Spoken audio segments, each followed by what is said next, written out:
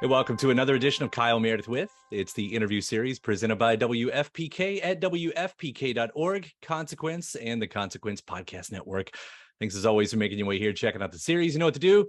Like what you see, what you hear, hit that subscribe button. I put out 3 new interviews every single week, so it's a great way to keep up with your favorite artists. I am so excited and honored today to have Sabrina Carpenter on here. We have a new album, Emails I Can't Send. Hello.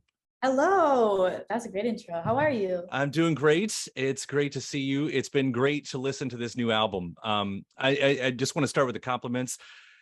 You've always been a great musician, but there is something about this record that seems just worlds, like leaps and bounds ahead. Like something happened. Something happened. I don't know what it is, but Trauma. It's so good. Oh, trauma. Well, there we go. No, I appreciate that so much. Thank you. That's all you can ever hope to do is like if you go away for a few years in life, like grow, you know. And I think that was something that I had always hoped would happen. I didn't know to what capacity it would happen. And I'm just so grateful. I've learned so much, and I wouldn't, trade any of it for the world. And I am very, very close to this album. So I'm just so grateful for everyone who's listened. Yeah. Well, the one thing that's really evident right from the beginning is it does feel like a deeper connection to storytelling. I know the story, as you've told many times at this point, that a lot of these lyrics started with emails, just, that you were sort of diary-esque. But that's still, I think it should be said that the arts in your storytelling is really evident on this. Doing it the way you did it and with this approach, like, what did that mean in the way that you approached the songs? And what was the story that you wanted to tell? I think that's what's so interesting about it, is that there couldn't have been one story that I wanted to tell other than just the life that, I have been culminating over the last, technically I started the album almost 3 years ago, but I would say that the album dives into much deeper parts than just the last 2.5 years of my life. I think it was just maybe the moment that I decided to face kind of what came before, as well as what was happening in the moment. And also just not limit myself. I think, I've learned so much from so many incredible songwriters and producers and people that have been doing this far longer than I have over the years of my life. And I have so much gratitude towards them. But I do think that maybe there was a sense of me feeling like I had to perform a specific type of way or be a specific type of voice, at that time in my life. And maybe I was writing things thinking about how they would perceive them, and writing stories of mine thinking about how people would connect them to me as a person, and less just being honest, and less just saying what I actually felt, and less just sort of being myself. And I think the last 2 years for everybody was sort of decided, all of us collectively, kind of not to put up with as much bullshit as maybe we did in the past, or just kind of realizing life is too short to keep lying to ourselves about how we really feel. And there was so many of those moments where I would say to myself, like, I'm very scared, but life is too short. Like, it's so much scarier to not say how I truly feel than it is to say how I feel in the moment, and maybe deal with some consequences. So that was sort of the fuel starter, I think, for the whole thing. And then it was just, I couldn't stop writing, and it really became like the only thing that got me through what I was going through. And the album was birthed so naturally and so organically. I couldn't have asked for a more beautiful experience in making an album, because I just felt like I was closer to myself than ever before. Yeah, it is an interesting way to write. I mean, in one sense, all lyrics might be emails that you can't send in a way, but to specifically sort of frame it around that, like, how much of that is a one-way street? Because I don't know, are there response songs? Like, you don't exactly get the response that you would from an email in that way. Right. Wait, that's a good question, but what do you mean specifically? Yeah, it's just the way that you wrote them, like when you put them out there like that. I guess I'm asking, like, of the parts that we don't see here, because obviously we're only seeing what you're giving us, but in that context of not just lyrics, but but letters that you're sending. Like when you would send a letter, you would get a response. When you send these out, it's not the same way, other than just maybe with your listeners. I get a response, like don't get it twisted. No, it's interesting because that was the whole sort of reason behind these being things that I never probably would have wanted to say to myself, let alone to anybody else. And I think what was so interesting about it is there was a very vivid, like, one that I was sort of writing to myself at a time where I was just like, this is so stupid. Everything I'm writing makes no sense. And like, none of this is going to mean anything to me. I just need to say it. Otherwise I will go crazy. And it's those moments where like, I don't want to put that on my friends. I don't want to put that on my family. I don't even know if I want to put that on a therapist. I just need to process that myself. And it was that particular one that I went back and I looked at, and I was like, there's just so many honest things in here. And as dumb as they are, honestly, that is sort of my sense of humor, one. But two, it is the closest to how I truly felt in the moment without all of the overthinking and me going, maybe this doesn't sound aesthetic enough, or maybe this doesn't sound like it's a tattooable lyric. Like, I would think about those things. I would think about, you know, the things that I feel like maybe my audience was going through, and less about what I was actually going through. And I think, you know, I'd been really lucky to be making music before that, since I was much younger. And so to be able to like peel back sort of those layers that maybe I had built up, and walls that I had built up for a really long time, was very, very necessary. Which song was that you're referencing? Emails I Can't Send. Oh, because of the title track. Yeah. And that was essentially the title came out so easily because I was just like, I should just call this Emails I Can't Send. And then that was it. And usually like I'll really overthink an album title specifically too. But then it just made sense when I thought about every song. It was all it all stemmed from these things that I was just like, maybe someone's gonna be mad, and maybe I'm gonna be mad, and maybe everyone's gonna be mad. But that is life. And if any part of your life that you're gonna experience those feelings in, it probably is gonna be right around now. Like for me, at least early 20s, and just fresh out of my first pandemic, and you know. Yeah. Well, like there's some of those, especially with that style, the style that we're talking about. Not only get on this for another moment here, but like even in the song Skinny Dipping, like when I heard that, like my first thought was, oh, like Alanis Morissette, like she was really great at this. Like I always called those her letter songs, that, you know, they always started like a letter. Were you like obviously channeling anyone, you know, inspirations, anything like that when you were writing? Like, was that on your mind? You know, there was so many artists that my mom and dad introduced me to when I was very young, like Alanis, a huge one, Joni Mitchell, Ani DeFranco, Carole King, Dolly Parton. Like there was so many of them that I grew up just being so in love with. And I think for a really long time, what just was so funny to me is I was like, I can't reference these artists. They're almost too brilliant. I would never want to step into like that sort of universe of things that were just done so well.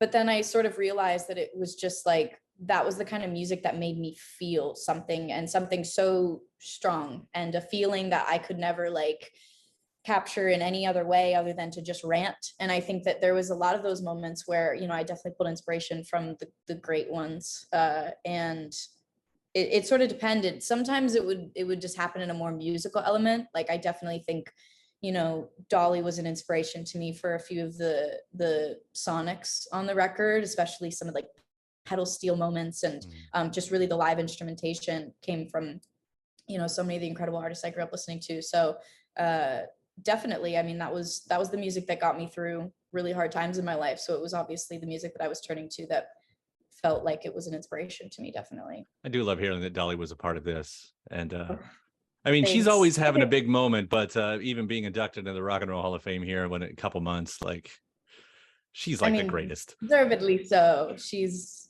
phenomenal. I start every morning, I listen to Heartbreaker by Dolly Parton on vinyl. Like, it's my favorite album. And yeah, I think it's very evident, like definitely certain times I'll listen to things, I'm like, oh, Dolly's influence always lives. When you get into a song like Because I Like the Boy, you know, and I'll go back to what you're saying, like, okay, you definitely hear feedback. I think this is one of those. But for all the things that I think has been talked about in the media, the one thing that I haven't heard a lot, and the thing that I heard when I first heard it wasn't about whatever might have been happening in your life, but more about how people are treated online and in the media. How much of that was on your mind with a song like that? Because again, I'm sure there is a big personal connection there, but it does seem to go further. Like there was a reaction before this song was out. What's so fascinating to me is the way that it has applied to so many people's lives, like that I've seen so far after it's been released, in such a different way than I experienced it, but still in such a powerful way. It's sort of like the domino effect, how like one little choice in your life can affect so many things. And I think it was never like, I didn't sit down to write the song about cyberbullying. I don't think I could take myself seriously writing that, because it's almost too real. And you know, I think that there was so many layers to that it's so funny, because it's great that that's something that you took away from it, because it obviously was real to me, but it wasn't something that I was consciously writing from. I really was just like, start to finish, let me just tell the story the way that it happened to me. And you know, it's been so inspiring, if anything, seeing the way that people have kind of taken it and used it to empower themselves. And it's so insanely catchy. The Thanks. amount of time I walk around with that song in my head, which is an odd song, I think, for me to walk around. I feel like it's an odd song, but someone said like it's a terrible song for the people that like to sing under their breath all the time, because they're just seeing that they're a homewrecker and a slut all the time. It is very funny though. I did say to my friend, I was like, I truly was just mostly excited to sing this song live and to have a crowd sing that they're a slut very loud. I think that'd be very fun. There are those catchy moments everywhere. Fast Times, I mean, the piano and the strings and the guitar. By the way, favorite. You brought back guitar solos. That's I don't know if I single-handedly did, but I definitely needed that for myself. It is what a great mix in that. And then of course on Nonsense, like you know, of course you get playful at the end of it. Are there lines that didn't make the cuts? Yeah. Like are you able to say some of those? Are those out there already?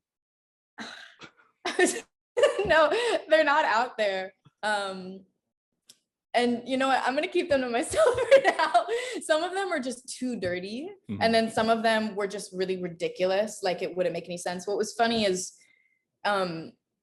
there was one of the ones that was in the outro was initially in the chorus, and I was like, I know it's called Nonsense, y'all, but like this is gonna go right over people's heads, like, and so that was kind of what inspired us to put them in the outro, because I was like, it deserves to be heard. It's a good laugh, and we all need a good laugh. And so we put them in the end of the song. But yeah, that was definitely the most fun I've had writing a song, for sure. Yeah, I think what's champagne fueled, possibly. I think I read that somewhere. It could have been champagne, it could have been some other cocktail. We were still present, you know what I mean? But we were definitely letting loose. This was probably, I think we tried to write a really sad, dramatic song that day. And this was like the Hail Mary of like, let's just try to write something else. And then that's usually kind of how the fun ones really happen. It's a good one. I enjoy that moment in the album right there. How much of this, being able to do this kind of album, comes from not being on Hollywood Records anymore? You just asked straight up, didn't you? No, it's a good question. You know what? It's so interesting, because I really feel like, I mean, I signed with them when I was 12 years old. Naturally, you're gonna go through so many different chapters of your life where, you know, I genuinely thought maybe the music I was making was what I wanted to be making at that time, because I was 12, 13, 14. And then you kind of enter a new phase of your life, and you have completely different preferences and taste and experiences inspiring what you're doing. And I am very grateful in the sense that, you know, when I did change, I was able to change. I think there was just other aspects of me that that felt like I couldn't have made this record before I made it. And a lot of it just had to do with myself, you know, and a lot of it had to do with the life that I had allowed myself to experience, and then also just like allowed myself to verbalize and feel comfortable verbalizing. And yeah, I think it had more to do with me than anything else. But I also am so grateful for Island's support in me as a songwriter, and also from day one, you know, me coming to them having a very different vision than maybe what they had anticipated when they started working with me, based on like maybe what they heard of what I was making before. And yeah, they were very supportive, and I'm very lucky in that sense. Well, it's a very cool new chapter Thanks. that you've put out right here. And how busy is the rest of the year? Like I know Emergency that was at the beginning of the year. What's next on that front? Yeah, I mean, that's also been such a whirlwind. I'm so grateful because I started my production company in the pandemic, and that's been such an incredible learning experience for me. And there's a few projects that I'm producing right now, and it's all happening at the same time as like a project that I really care about just like was born into the world. So it's definitely a balancing act, but I'm so focused on the music of it all right now, and just excited for what comes next after that. Hopefully some live shows. Can't say too much, but definitely huge part of it all. Right on. Well, I know in the meantime we also have the videos, which are really entertaining. I was just watching one of the shorts about you and the tiger, like having the tiger around. So that's because when you can do it, like it used to always be a thing. I think like back in the 80s, I would hear about artists. They always would, like, everybody wanted a monkey. Like, what can we have? Let's have a monkey. But you got a tiger. Why did they want a monkey? Who knows why? It's funny. I don't know. There's just It's like eras, I guess. sure, That was right. the era of the monkey. Yeah. I had always dreamed of working with a tiger. Life of Pi was like the fuel. I love that movie so much. Obviously, that was a CGI tiger. And obviously I got really lucky to have Sheikah, the real live tiger. And yeah, it was so incredible. I mean, I think it also was a really interesting way to tell that story in like a not maybe not the same way that people hear the song. So that was really exciting to me. And film has always been a huge part of my life and inspiration and what I do. So to be able to kind of like make your songs into these like little mini feature films is so special. I'm very lucky because it's too fun to be a job sometimes, you know. They're great pieces to watch. I really do mean that. They're a lot of fun. Sabrina, emails I can't send. It's such a good album. Congratulations. Thank you for listening, and thank you for supporting it. It means the world to me, truly. Absolutely. Thanks for taking the time to talk about it. And thanks to my guest. Also, thanks to you for checking out the episode in the series. Before you get out of here, hit that subscribe button.